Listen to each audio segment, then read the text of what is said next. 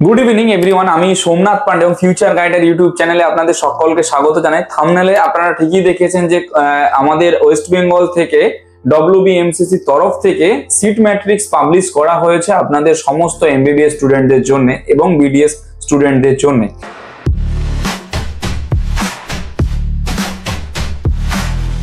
যারা এই বছর MBBS এবং BDS এ কাউন্সিলিং করাচ্ছেন তাদের ক্ষেত্রে এই সিট ম্যাট্রিক্সটা খুবই ম্যাটার করে তাদের কেরিয়ারের জন্য।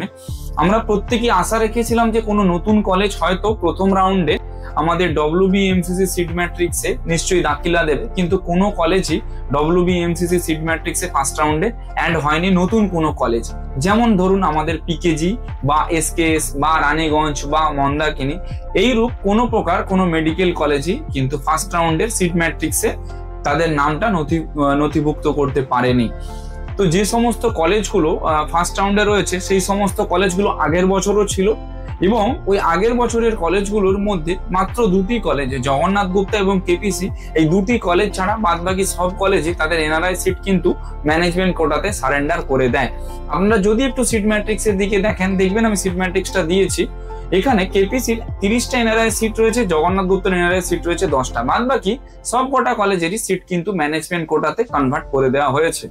এবং এই যে ম্যানেজমেন্ট কোটাতে কনভার্ট করে দেওয়া হয়েছে, এর ফলে স্টুডেন্টদের ক্ষেত্রে একটা ইম্প্যাক্ট ছোট্ট দেখে পড়তে পারে, যেটা হচ্ছে যে কি কাট অফটা অল্প হলেও বাড়তে পারে ম্যানেজমেন্ট কোটার ক্ষেত্রে। দেখুন স্টেট কোটার ক্ষেত্রে কাট অফটা পুরো ফিক্সড থাকে, ওটা কোনো রকম ভাবে বাড়েও না কমেও না। আপনারা অল ইন্ডিয়া র্যাঙ্কটা দেখে এবং স্টেট র্যাঙ্কটা দেখে ওটার ক্যালকুলেশন করতেও পারেন। বেসিক্যালি নর্মাল জিনিস, সেম একই বাইনারি ফরম্যাট। ম্যানেজমেন্ট কোটা যেটা রয়েছে, ম্যানেজমেন্ট কোটাতে কিন্তু কাট অফটা অল্প হলেও বাড়তে পারে। তাই যারা শুধুমাত্র একটা কলেজে চয়েস বা প্রেফারেন্স লিস্ট নিয়ে বসেছিলেন তাদের উদ্দেশ্যে বলবো, আপনারা পারলে 2 কি 3টে কলেজ আপনাদের সাপোর্টিং হিসাবে দিয়ে রাখুন, নইলে অ্যাডমিশন করানোটা প্রচুর চাপ হয়ে যাবে। আর যাদের স্কোর বিলো 200 এ রয়েছে তারা যদি ফার্স্ট রাউন্ডে কোনো কলেজ পেয়ে যান অ্যালটমেন্ট লেটার, আপনারা ফার্স্ট রাউন্ডেই অ্যাডমিশনটা নিয়ে নিন। আপনারা কোনো রকম ভাবে মুভমেন্ট করবেন না এদিক ওদিক। তার কারণটা কি, সেকেন্ড রাউন্ড বা থার্ড রাউন্ড বা ফোর্থ রাউন্ডে কিন্তু কোনো প্রকার কোনো রকম ভাবে আপনারা অ্যালটমেন্ট লেটার পাবেন না। তাই ফার্স্ট রাউন্ডে আপনারা অ্যাডমিশনটা নিয়ে নিজের সিটটা সিকিউর করুন, এরপরে আপগ্রেডেশন করে দিয়ে আপনারা মুভমেন্ট করুন, ঠিক আছে, কিন্তু ফার্স্ট রাউন্ডে অ্যাডমিশনটা নিয়ে নিন।